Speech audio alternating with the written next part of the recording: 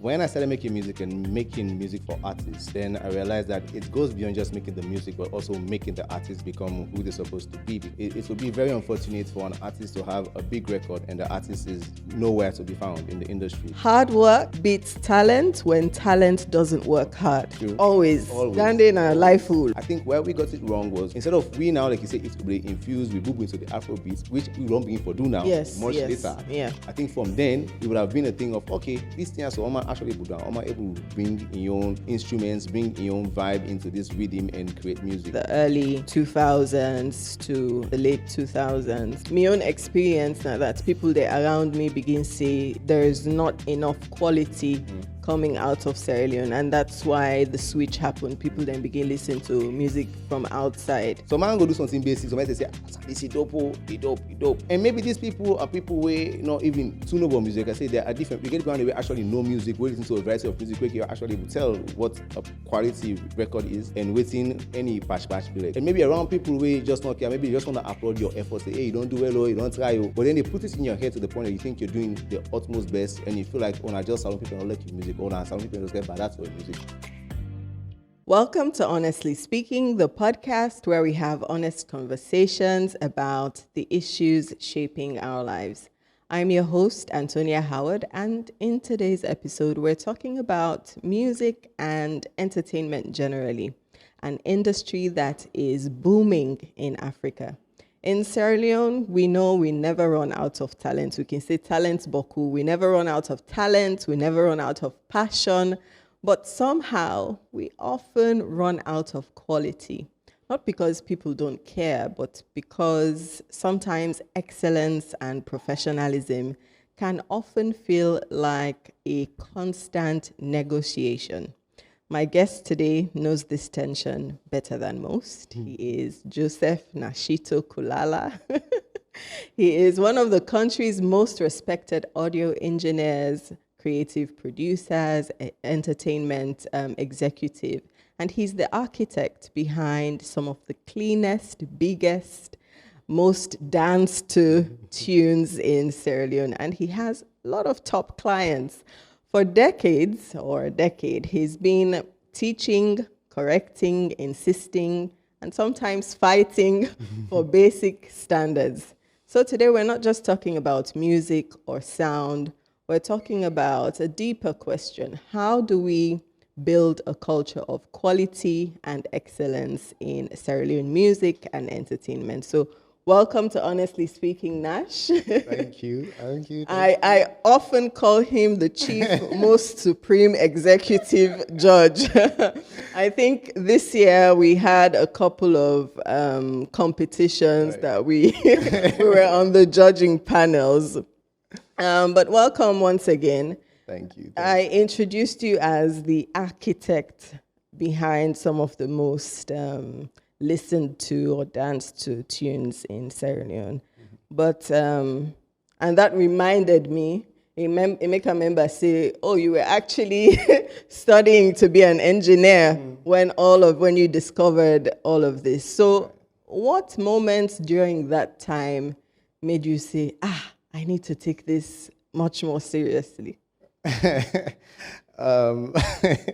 So it's interesting how things that you never thought were going to be your dream eventually became something that you become so passionate about. Honestly speaking, my dream was being an architect, and going to school and in university, I just got interested in music, because music, I was born with music. I can say I was born with a gift. But then I never considered music production as a career for myself. So it was during a period when I was still fooling around with sounds, fooling around with compositions and stuff like that. And some way, somehow, one of my beats landed in one of the top artists in Sierra Leone, who's called Dinero. And he made a hit record out of that particular composition. And afterwards, he was like, okay, I have an album coming out next year, and I want you to actually produce that album for me. I was like, okay, I'm having a production, contract right now, and I'm really not a producer at that point. I was in college doing my master's in structural engineering, Like, okay, so now I need to double up my steps. Now I'm getting to a place where I wasn't ready for yet, but now I have to prepare myself to be in that space. So it was during that period that I took it more seriously. I started investing more time in learning, YouTube, because then I didn't have like, someone who was there with me to teach me or had a formal school to register in China. So most of it was self-taught. Yeah. So when you say you never considered me doing music as a career, what informed that kind of thinking or mindset? Waiting be make you weren't really taking it seriously at the time? I think I was naive. I think because of the society we grew up in Sierra Leone, in Africa generally, it was not one of the things you would hear as a child coming up as music as a career. You hear about being a doctor, being a lawyer, being a banker, and stuff like that. So as a young man, as a young boy coming up, I never knew music was a thing like, that can actually be a career, professional career. So that's why, so it's not that I knew, but then I didn't consider it, but I just never considered it because I didn't know. But then as I got into it, I knew. So I took it more seriously, and that's why I'm still doing what I'm doing in music. And what do you think sets you apart now? You've been doing this for more than 10 years, and you've made big hits. You've worked with artists, big and small, budding artists. You've had quite an eventful journey. What do you think saying are some quality the way you get or skills that you have that sets you apart from other producers or sound engineers in the industry in Sierra Leone? So over time, it became more than just making the music. And that's how I discovered more of what I can also add to myself as a producer into the industry. I will break it down this way. When I started making music and making music for artists, then I realized that it goes beyond just making the music, but also making the artists become who they're supposed to be, because it goes side by side. It would be very unfortunate for an artist to have a big record and the artist is nowhere to be found in the industry. So I became also more invested in also creating the impact in the artists themselves. So they level up and they match up with what they're also doing sonically out there.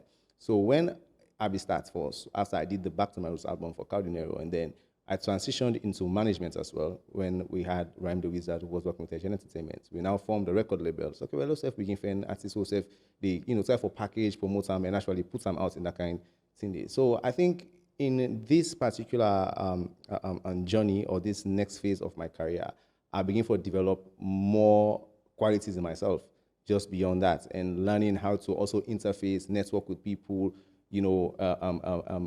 build sustainable relationships in the industry. And I think these are few qualities that I think I have, which is why up to this day there's so many good producers, so many producers who have also worked hard and all of them. But if for now people are considering me in certain spaces where maybe other names are not being mentioned, it's not just because I started making music past man. There are so many talented producers in Salone who are even way better than I am. Exactly. Talent not a problem. Talent's plenty. So but I always say hard work beats talent when talent doesn't work hard. True.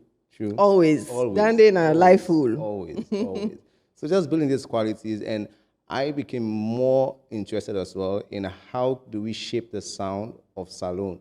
Because when I started producing music, we didn't have an identity. When we get to the waiting, we could say, okay, if this beats are particularly good, most likely it's either produced out of Salone or it is maybe bought online and stuff like that. So how do we as producers also begin to level up and match up and be like, yeah, Salone person can also do something as good as what you could buy online.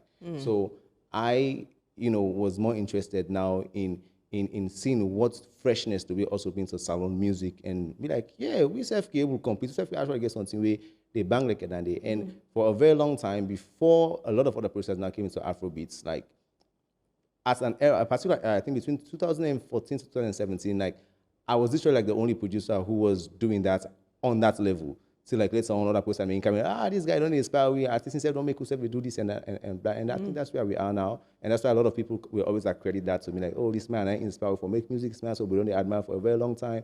And it's just me adding value to what I also do, because I now became a brand beyond just making the music. So Nashito Kulala is a brand on its own, which is not only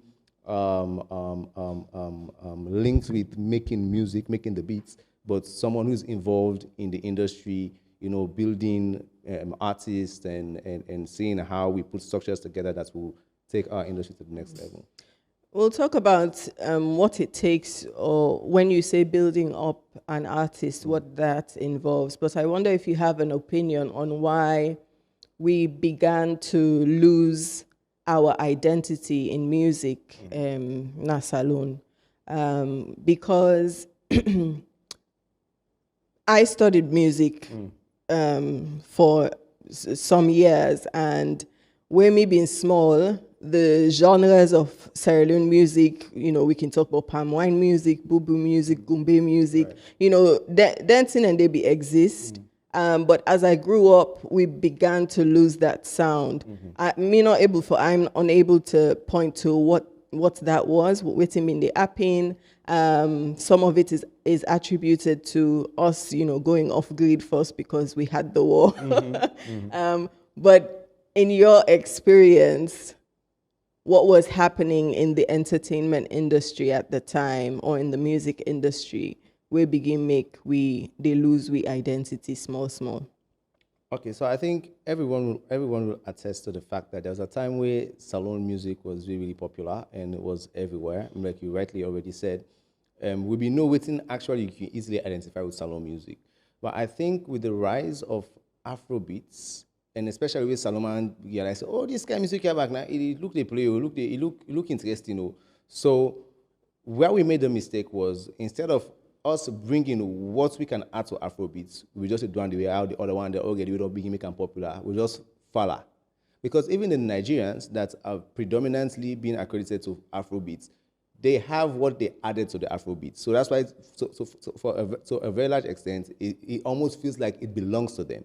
But Afrobeat is actually African music. It's actually open. So, like, I think where we got it wrong was, instead of we now, like you say, if we infuse with our music into the Afrobeats, we infuse with Bubu into the Afrobeats, which we don't begin for do now, much later. Yeah. I think from then, it would have been a thing of, okay, this thing so I'm actually able to bring in your own instruments, bring your own vibe into this rhythm and create music. So that was how we lost that, because there was a pause, and that break make salon listener them begin for listening to the other side, and then when they got to the other side, they can't fall in love with the other side.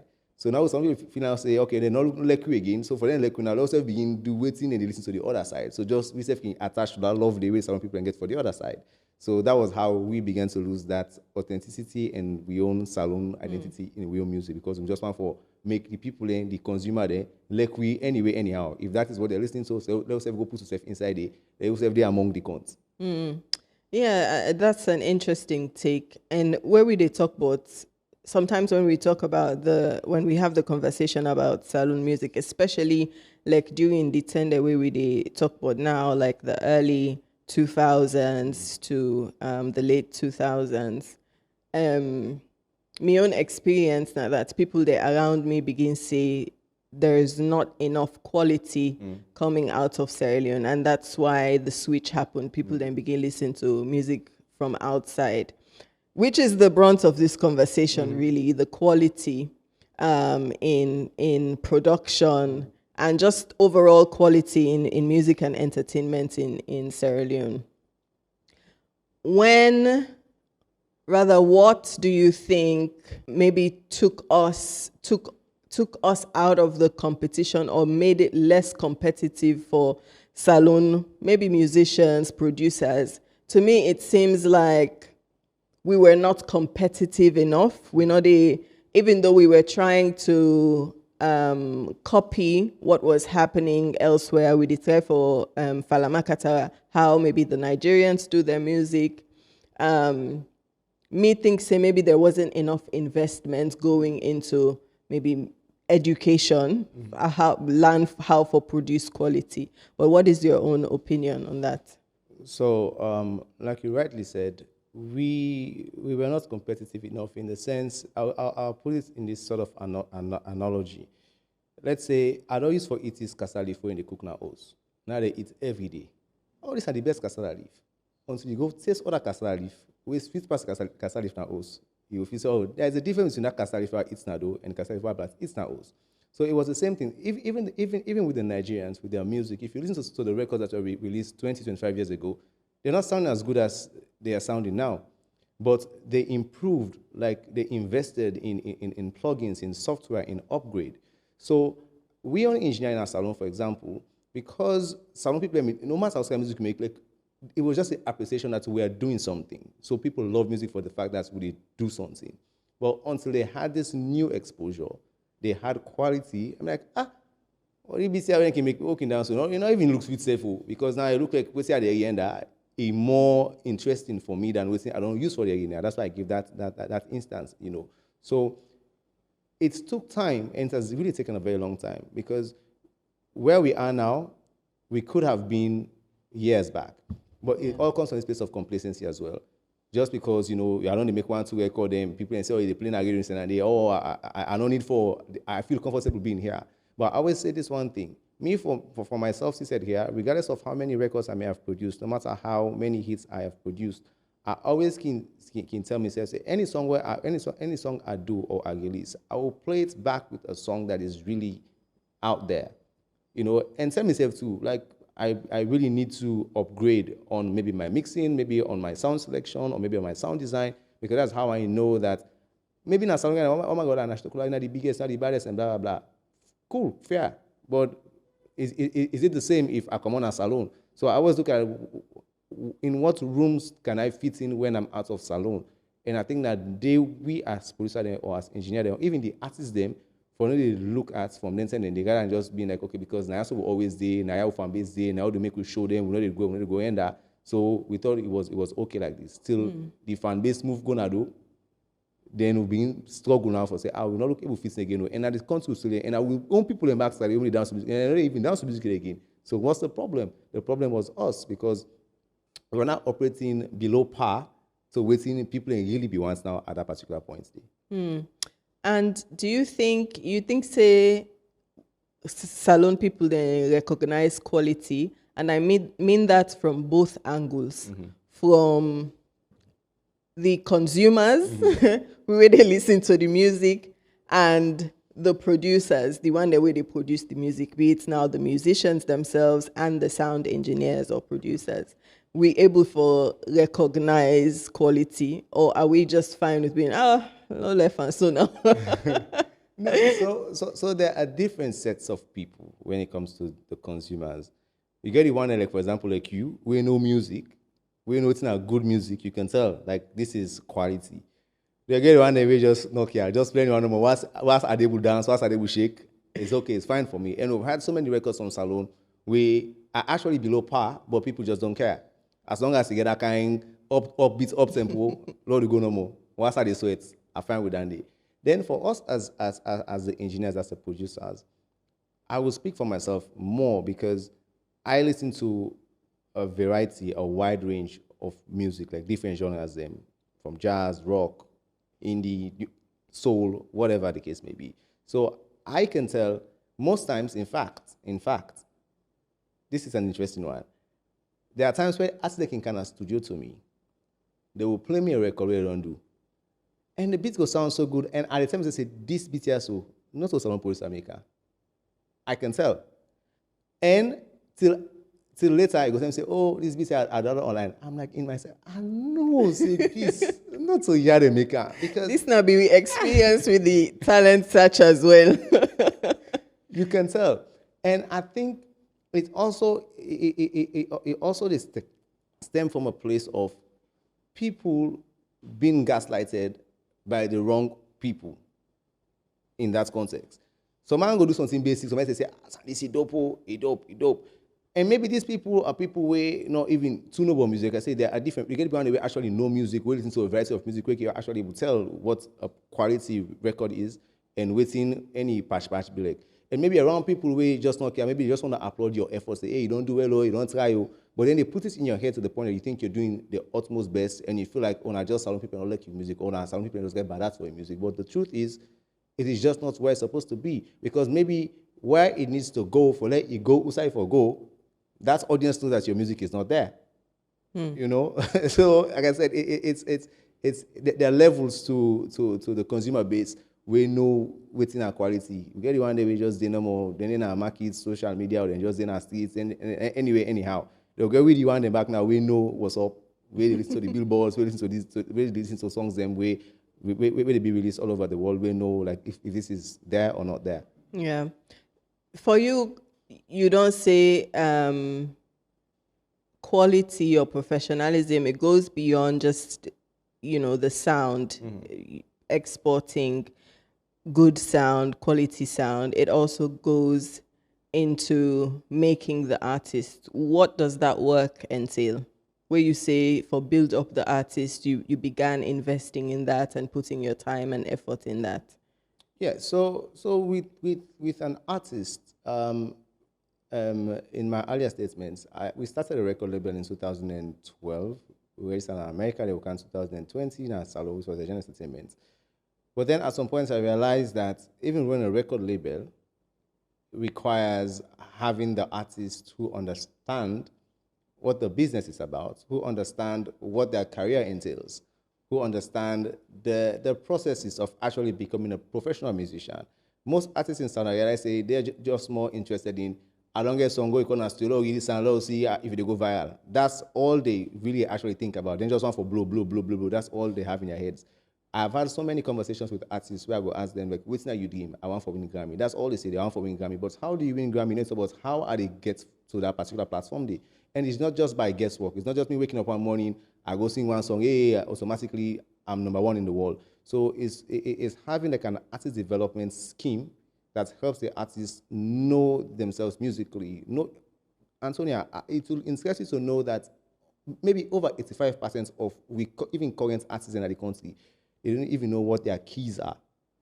They don't even know how they pitch range. I'm being honest. And see you be doing the Clips International Center. Not the Clips one, the one at Creative Hub. Yes. The guy saying Kina switch sharp. Switch sharp. It's not even for the young people. Even for the older folks, they have not even actually gone through a thorough process of knowing themselves musically. You know, so they're going to do anyway, anyhow. Most of them, you go on stage, they have a live band.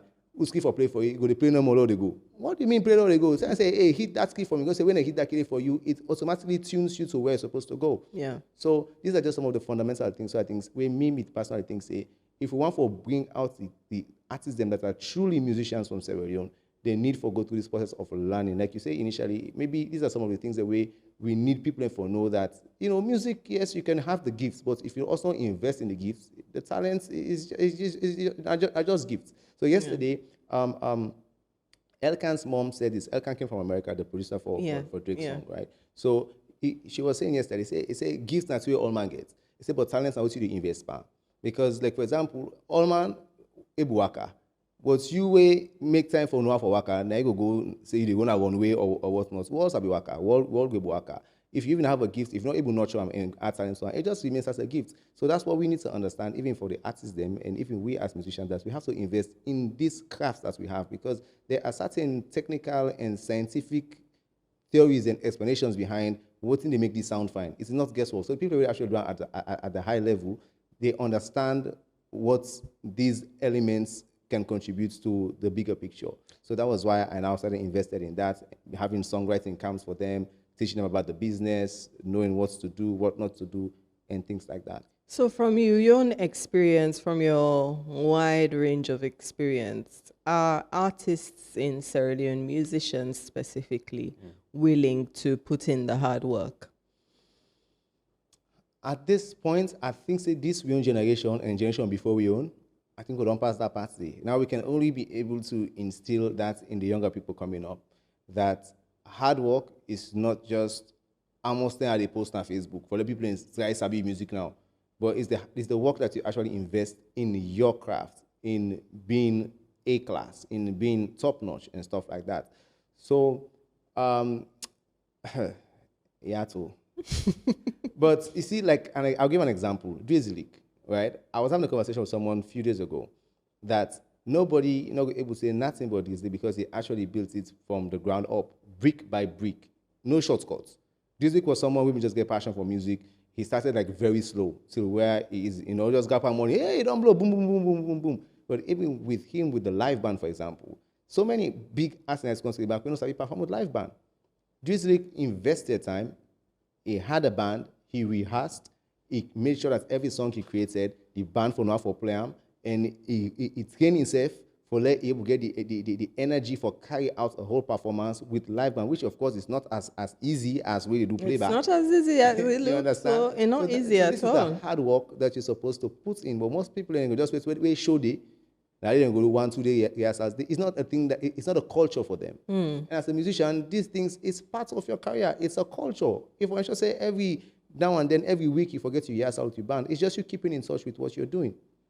So how do we build that culture then? I mean, you don't talk about like rehearsals, performing live music, even just understanding what this entails, the business side of it and the technical side of it.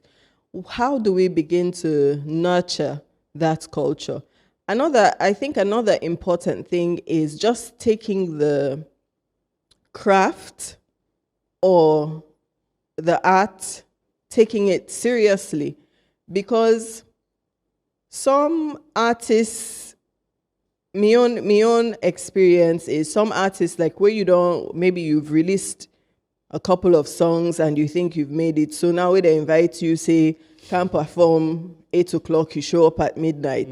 When they say can't 6 o'clock, you show up at 1 p.m. or whatever.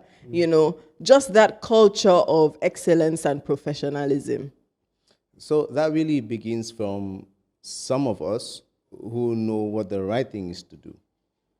Unfortunately, still, salon people, and we still live in a space where we want to act professionally when we're not in Sierra Leone. We're in a salon, we can just do anyway, anyhow, which is actually wrong.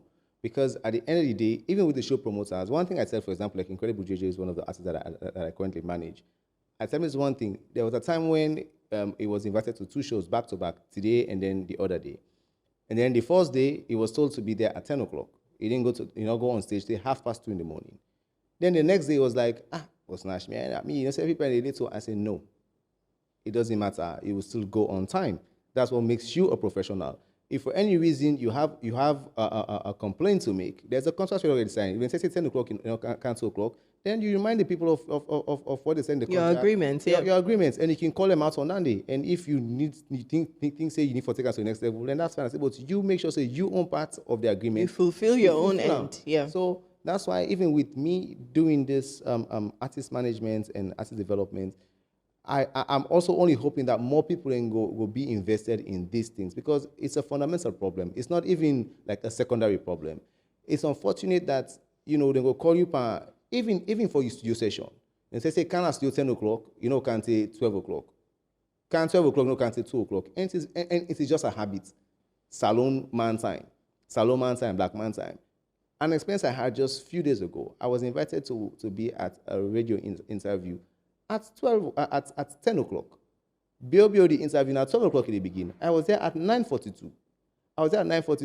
And I asked, I forgot to ask you now, and I said, hey, it's interview at 12 o'clock. I said, so why not same say for come 10 o'clock? When I feel the same now of the same salon people away, then I need for tell 2 hours ahead because I get for less. I said, no. Now you don't waste 2 hours of my own time because when I think otherwise. So I think it's really a cultural problem, a society problem, why in some of these professional things, even cut across, not even just in the entertainment sector, right across the board. These are so many professional loopholes across the board. So I think it's just maybe we need to do more engagements with the younger folks, having seminars, workshops, and things like that, for just encourage them and teach them and show them how these people who want for BISO, who want for be like BISO, who want for be like David, these are people who, even if they are lazy, they have people who they keep track of their activities. Hey, Paddy man, if you're doing at 10 o'clock.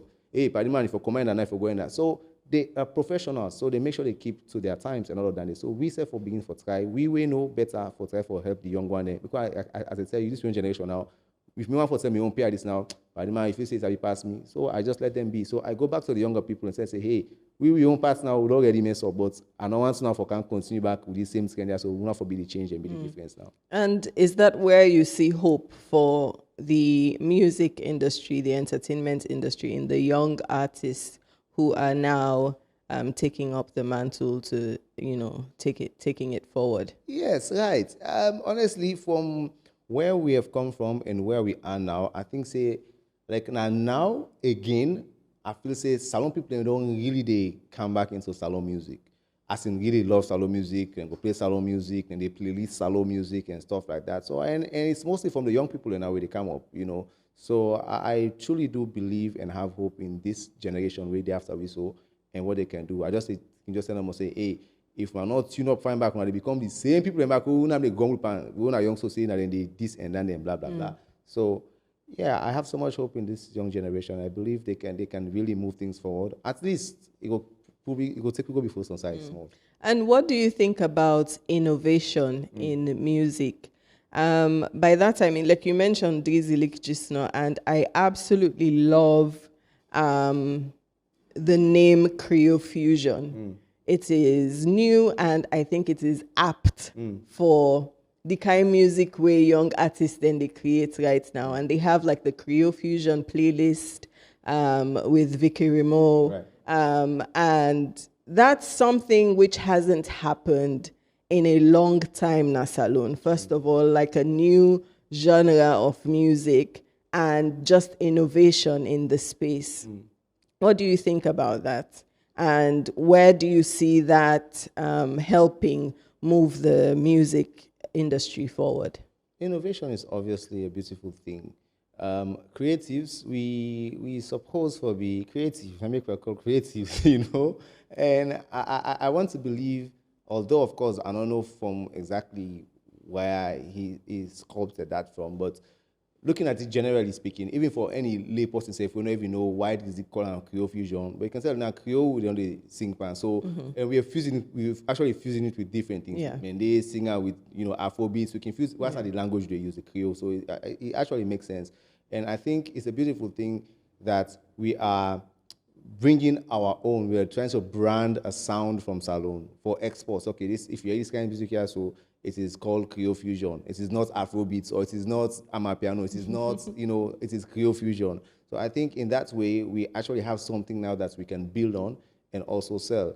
As we're also talking about professionalism and this quality thing here, so it is a thing of artists that they really try for express themselves truly. And that's why sometimes when we come through cheap, because in quality, honestly speaking, I think it's subjective. Because what's not quality for me might be something else for other person. What's not quality for other person can be actually trash for me. It all depends like from who is accessing the material. But I feel like because we have not been authentic enough, we're afraid for express with true self. Most times we just for manage and patch. And that manage and patch day can make things not actually sound right. It can make things not actually sound the way how it was supposed to come out if it was actually authentic and true, because it brings out the elements of within sonically they're able to project that particular element of your creativity. So these are just some of the things that I feel like, can be done better. But like with the Creole Fusion, I think it's a good movement, which obviously I like, and I like that Vicky Remo is also creating, a playlist, of new songs the way they come out. Like every month, she's asking people like, hey, send an email with your song so I can add it to the playlist, just so that people get access to songs, because salon music back most of our man for fair now. So if there's a dedicated playlist now towards that, I think it's already one space where we can always access new salon songs there. Do you think also about gatekeeping in the industry? You have maybe older artists who are respected, we probably feel like say na dem get salon music. How does that affect the growth of the industry? And how do you think the cultural icons inside salon entertainment, how do you think that they can hold the hands of the younger generation coming up, and maybe I wouldn't say maybe show them the way, but maybe tell them the mistakes that they did so that the younger generation can learn? So it definitely affects the young generation, but now for the one that are more naive, the one who don't know themselves. Because the gatekeeping mentality, I do not think it works, especially with the motive behind it, right? Because I don't see a lot of times where certain accident feel like say if me another plan this person can through me, some way somehow in career go be sabotaged. And I think that's a wrong way to actually do these things, because the gatekeeping mentality is you opening the way, it's you showing, you giving access. Not so for like, okay, yes, they can go through you, but not in a way to imprison or for capture you or lock you in a box where, if you forgo yourself from responsibility yourself, if I pull and by you, you don't suffer down. Or because I have this, I have that. And I think it's been a tool that has been used to bully a lot of young people. But I think where we are right now, that gets keeping a because I said, okay, the gates don't buzz for so long, so we don't break that gate today. Gates not for keeping right now. And I'm not getting young career, personally for keep. So that gatekeeping mentality, I do not think it will work anymore, because there's been an influx of assets. They don't come in, they've gone through their own way, they don't go through their own channels, and they're making their own way right now. They don't need to go through anybody, they don't need to go bootlick anybody or go budget to anybody, and they're already doing good. So that is already a thing out of the way. If you had to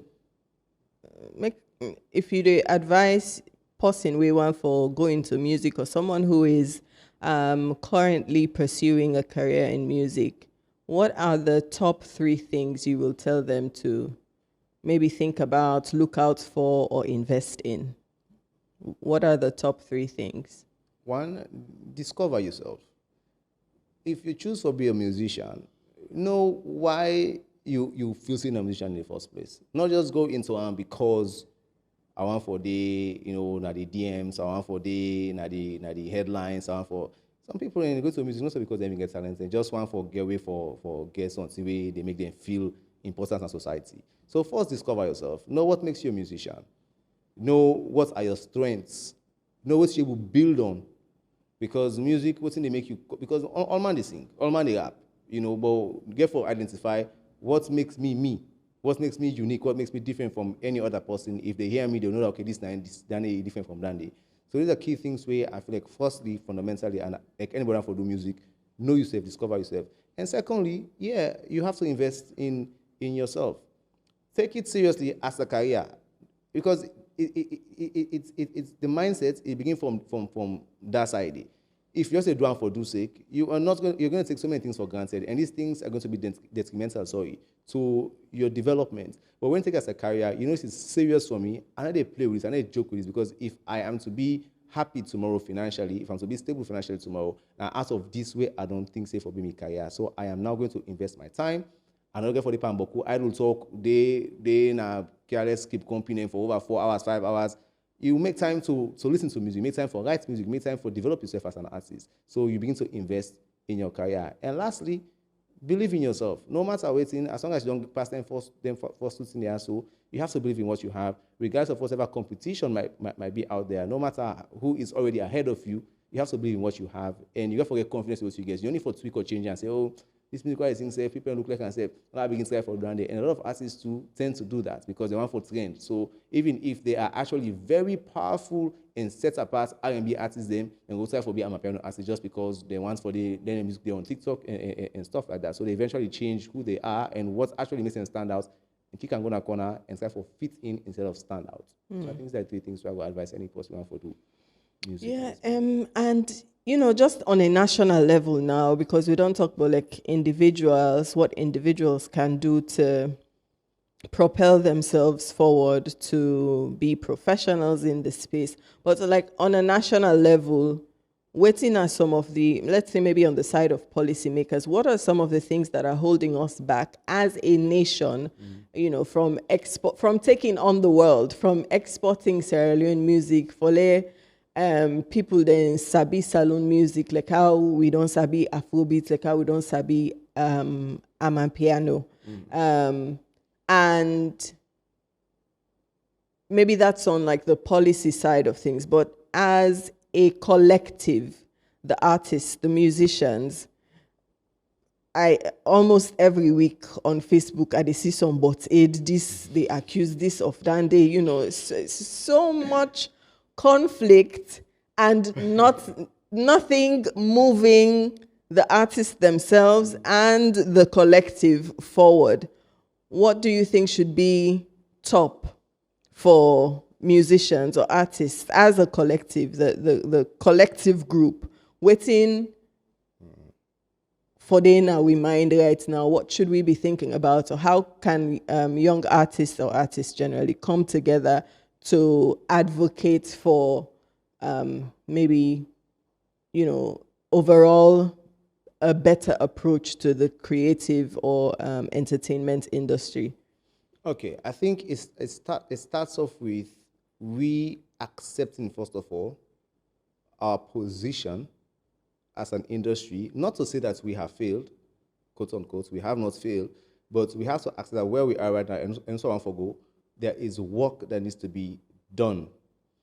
But again, I think where the conflict arises is that now some man don't left behind, some man don't late, and some man make a power before he die, or before in career eventually go extinct.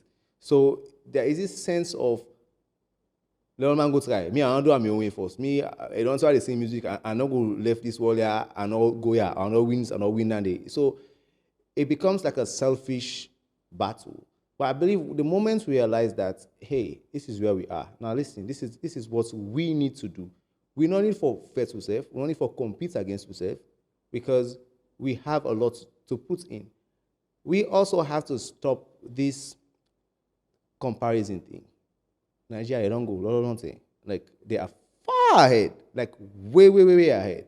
So we need for stop for like always try for take other people and compare. I think whenever we consider for do that day, it also limits what we have that we can embody into our own industry and actually make it stand on its own. Because again, that's why we are a collective. We all have a part to play. The producer need the artist need the DJ. The DJ need this. The lawyer self need for day for. So like it's the industry is a group of individual professionals who they come together for actually pursue one particular something. So I think until we are able to sit on a table and say, listen, now this year, say, okay, for example, again, I'm not saying this because I'm for promote Creole Fusion, but let's say, okay, now we get this. I don't even say Creole Fusion. Let's say we have X so one for actually bring out. Mm-hmm. Engage the producers, engage the artists. Now listen, that will say, let's create a global trend. Let's have a sound. Engage the DJs, engage the producers. Now let's work on projects between BPM of 105 to 115.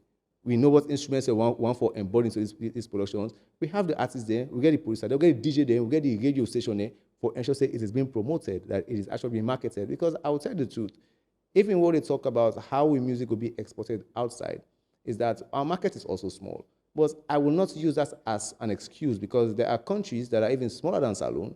Jamaica, for example, where the music go global.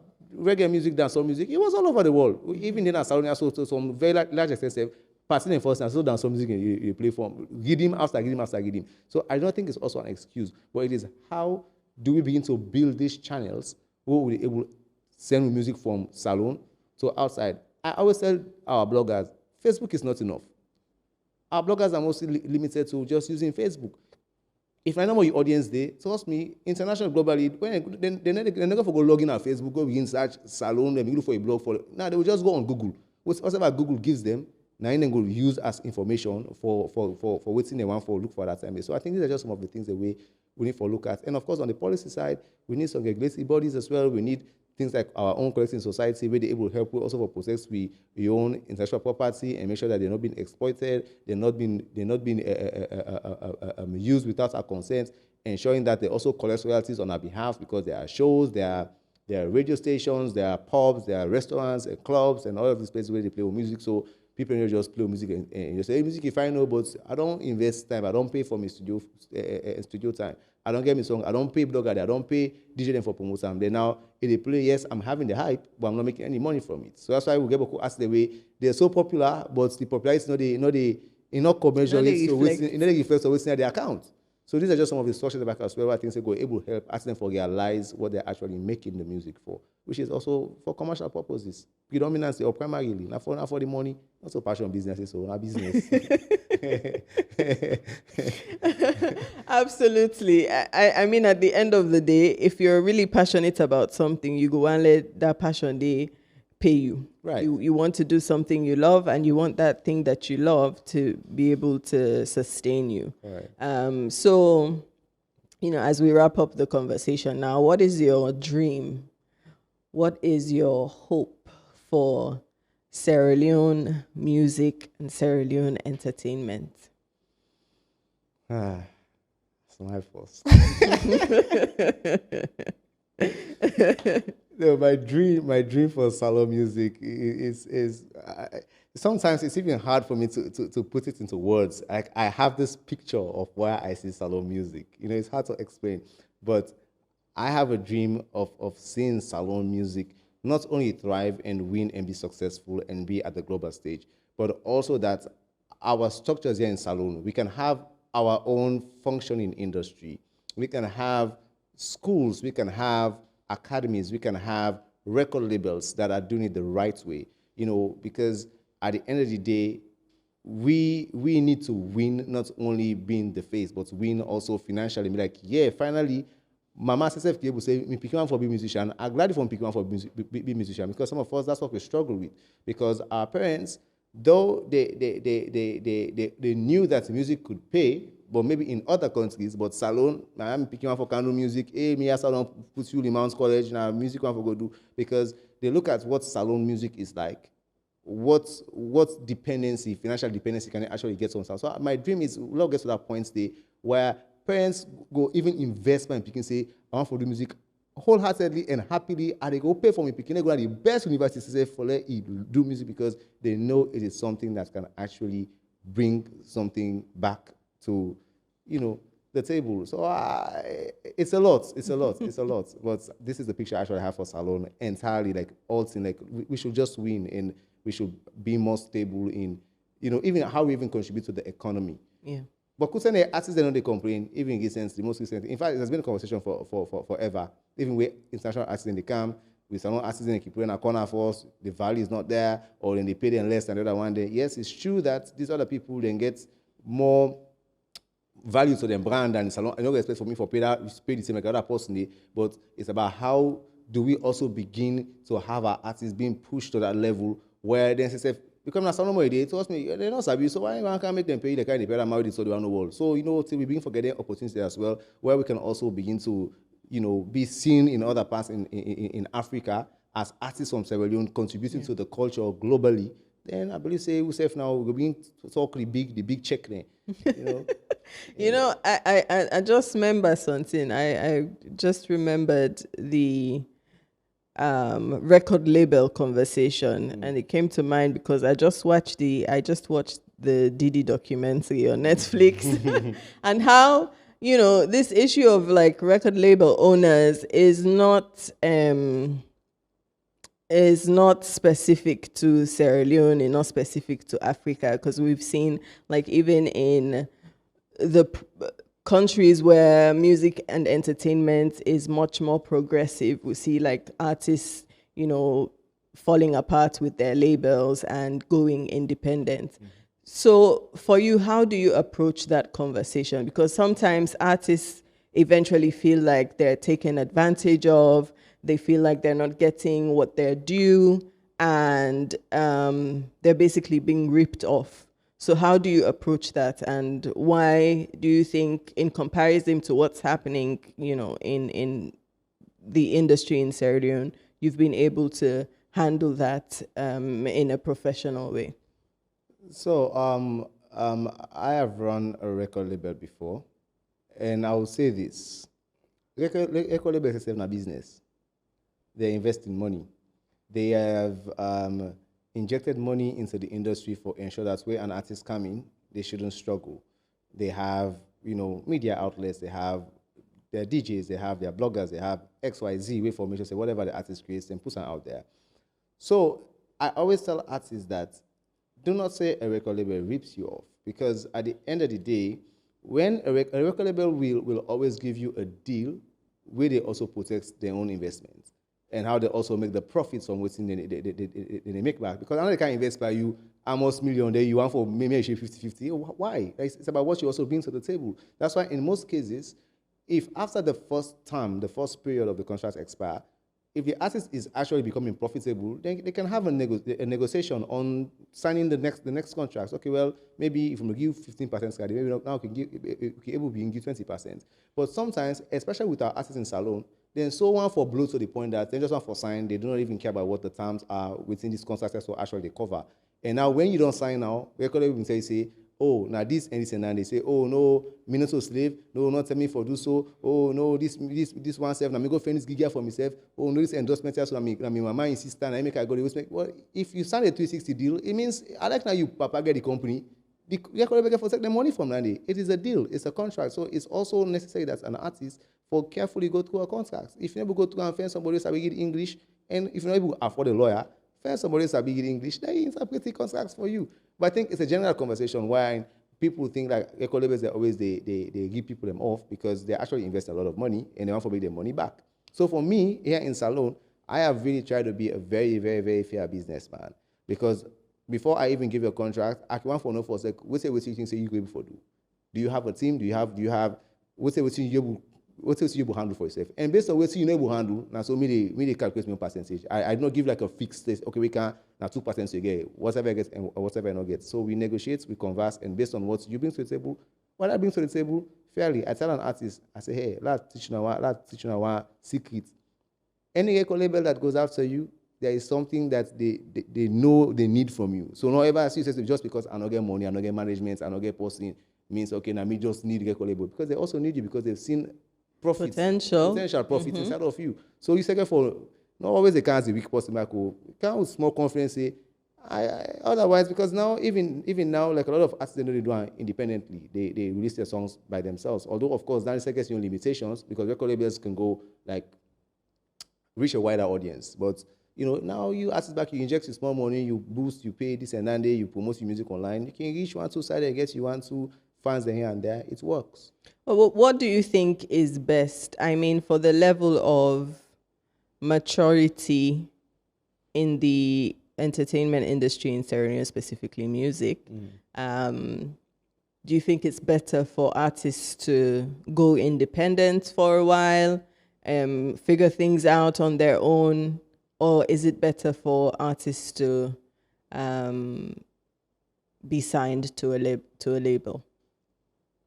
It can go both ways, honestly. An artist that can trust a record label structure, because again, it's about what's the record label envision back. Because there are certain record labels where you come, then they can't tell you, say, okay, no, now so you may okay, no, we don't want this again. Now so you go now. Or in the plans that okay, now we need for Bab to room.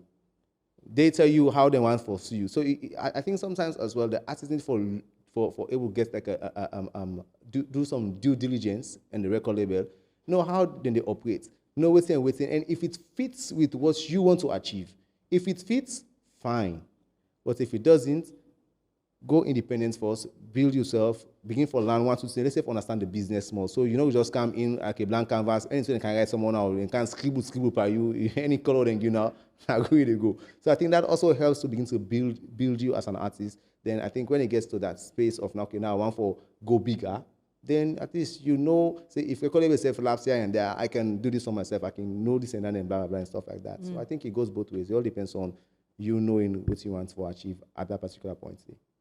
Right. So, I mean, I kind of agree with that because me think say for anything you're doing, you suppose forget at least 30 to 40% understanding of what that is. And I think being an independent artist, for some people, because everyone has their approach to things, but I think for most people, it pushes them to learn about the business, to take more risks, to have more experience, for no say, okay, this works for me, this doesn't work for me. And when you understand those things around the music business, you're able to make better decisions when an agreement is put in front of you. You go say, okay, no, me not go do this. Or, no, this agreement is not favorable. Right. But overall, I think this has been a good conversation. Thank you very much for your time. Thank you for coming. Thank you for being on Honestly Speaking. Thank you. Thank you for letting me honestly speak. All right, so that's it for today's episode of Honestly Speaking. I have been your host. My name is Antonia Howard, and we've been recording at Black Lion Production Studios. Don't forget, like, share, comment. Let me know what you think about what we've discussed on this episode. See you next time. Bye. That's it for today's episode of Honestly Speaking. Thank you for listening and being a part of these important conversations. If you've enjoyed today's discussion, please like and share. And if you're feeling inspired, do leave a review. I'd love to hear what you think. And of course, carry on the conversation online. Share your thoughts, experiences, and ideas using #HonestlySpeakingSL. Until next time, stay curious, stay engaged, and stay honest.